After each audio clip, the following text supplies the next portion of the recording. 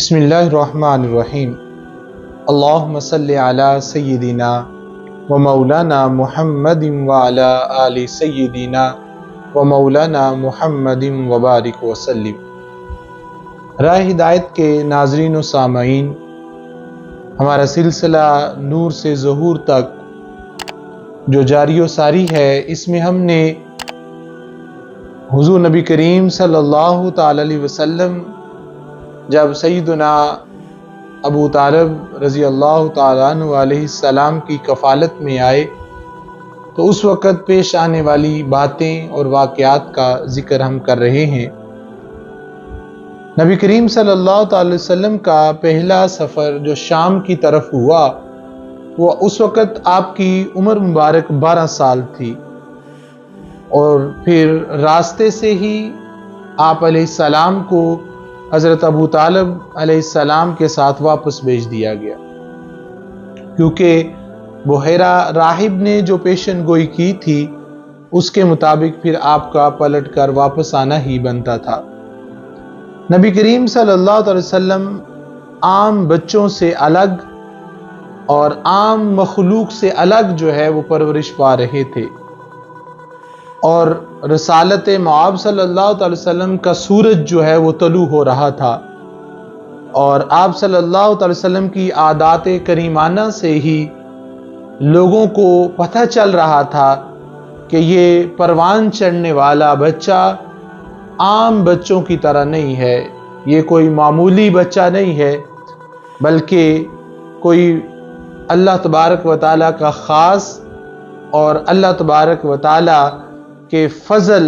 اور رحمت کو عام کرنے والا بچہ ہے، کیونکہ علامات نبوت جو ہیں وہ ان کا ظہور جو ہے وہ بچپن سے ہی ہو رہا تھا۔ نبی کریم صلی اللہ علیہ وسلم نے پھر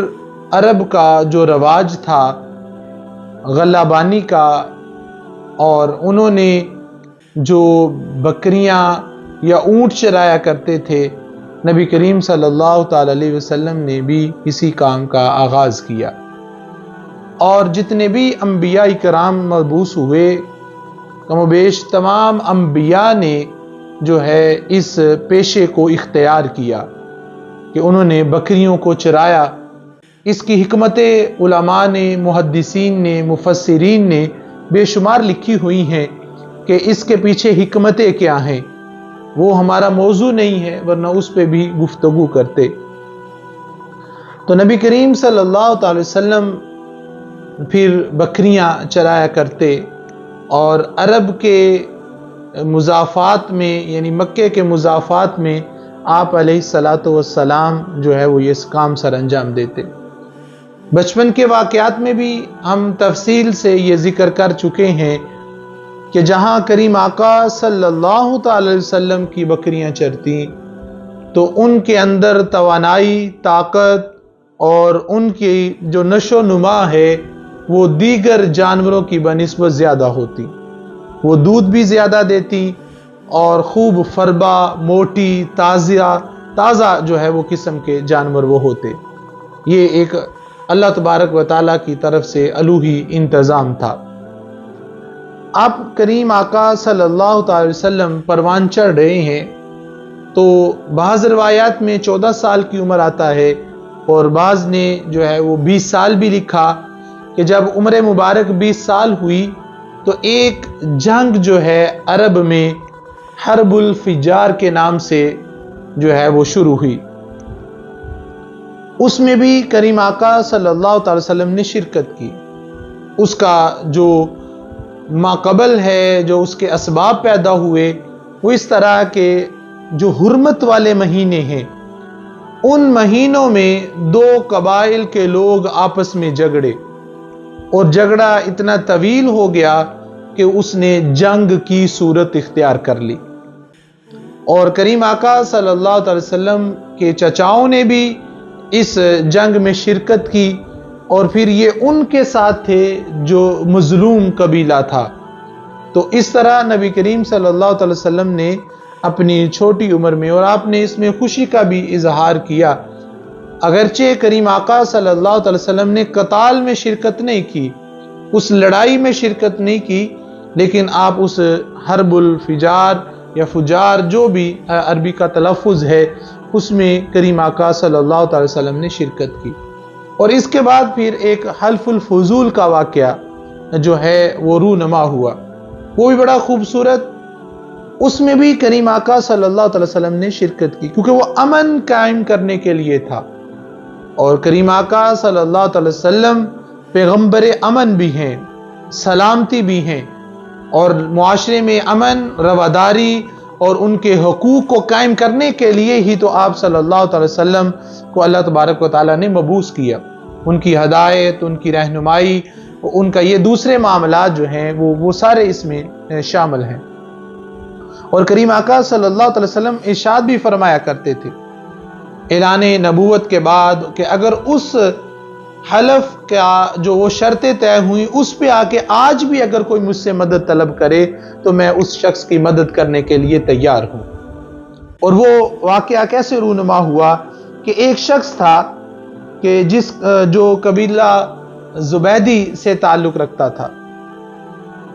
اس کا مال جو ہے وہ اہل مکہ میں سے عاصی بن وائل ساہمی نے اس کا سامان لے لیا، اور پھر اس کو کوئی پیسے بھی نہیں دیے، اس کو مال و متاع بھی نہیں دیا، اور اس کا مال لوٹ لیا۔ جب اس کا مال لوٹا تو وہ کوہ قبیس پہ آ کے کھڑا ہوا۔ قریش کا گروہ جو ہیں، ان کے سردار جو مکہ میں موجود ہیں، حرم میں موجود ہیں، وہاں اپنی مسند لگائے بیٹھے ہیں، وہ شخص کوہ قبیس پہ کھڑا ہو کے پکارنے لگا۔ اس نے جو ہے وہ اشعار کی صورت میں اپنا مدعا بیان کیا کہ اے اہل فہر، اس مظلوم کی فریاد سنو، مکہ مکرمہ کی وادی میں جس کا سامان ظلماً چھین لیا گیا ہے۔ یہ اس نے آواز جو ہے وہ بلند کی، اور وہ اپنے وطن اور مددگاروں سے دور ہے، وہ حالت احرام میں ہے، اس کے بال بکھرے ہوئے ہیں، اور اس نے ابھی عمرہ بھی ادا نہیں کیا۔ اے لوگو، مجھے حجر اسود اور حتیم کے درمیان جو ہے وہ مجھ پہ لوٹا گیا، مجھ پہ ظلم کیا گیا، اور جب تک سمندر صوف کو تر کرتا رہے گا، اور جب تک ہیرا اور سبیر جو ہے اپنی جگہ پر قائم ہیں، وہ معیشت میں ایک دوسرے کے مددگار جو ہیں وہ ہوں گے۔ یعنی اس نے پکارا مدد کے لیے، اور تو اس نے کہا کہ جس کے اخلاق مکمل ہوں گے اور جس کی عزت ہوگی، اور جو وہ مجھے اس معاملے میں میری مدد کرے گا، اور جو فاجر اور دھوکے باز ہوگا اور کپڑوں کی وجہ سے، تو اس کی جو ہے وہ کوئی عزت نہیں ہے۔ جب اس نے یہ پکارا تو اہل قریش کی غیرت جاگی، تو سب سے پہلے جو ہے وہ بنو ہاشم میں سے وہ جمع ہوئے، اور حضرت زبیر بن عبد المطلب جو تھے وہ کھڑے ہوئے۔ انہوں نے قریش کو ساتھ لیا، بنو زہرا کو ساتھ لیا، اور جا کر عاصی بن وائل ساہمی کے دروازے پہ چلے گئے، اور اسے کہا کہ تو نے یہ ظلم کیا، اس تاجر کا مال ظلماً تو نے ضبط کیا، لہذا اس کا مال واپس کر۔ تو اس کا مال واپس کروایا گیا، اور اہل قریش نے پھر معاہدہ کر لیا کہ ہم اس وقت تک لوگوں کی مدد کریں گے، ظالم کے خلاف کھڑے ہوں گے اور مظلوم کے ساتھ کھڑے ہوں گے، کہ جب تک سمندر جو ہے وہ اس وادی کو سیراب کرتا رہے، اور جب تک ہیرا یعنی غار ہیرا جو پہاڑ ہے وہ اپنی جگہ پر قائم رہے گا، معیشت میں ہم ایک دوسرے کے مددگار رہیں گے۔